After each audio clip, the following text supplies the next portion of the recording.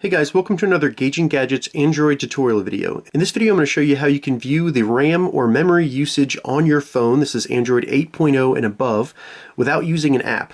It's all going to be within the system settings. So the first thing we're going to do is go to your settings on your phone. You can find that within the list of apps, and then we're going to have to enable developer options. We'll do that by scrolling all the way to the bottom and finding About Phone. Once About Phone loads, go all the way to the bottom and select Build Number. You're going to want to select it 6 times in a row, as you can see here. So it'll start counting down.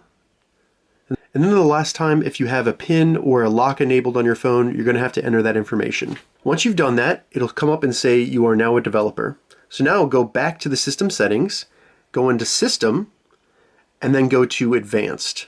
And here you'll see Developer Options.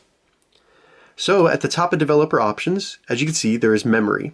So in here we can see average memory usage. We can also see memory used by app.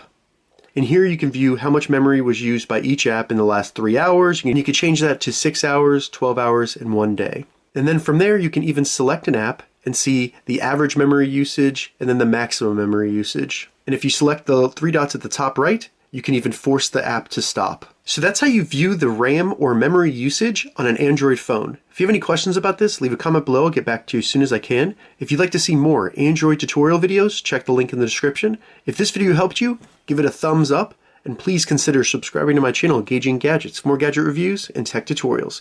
Thank you so much for watching.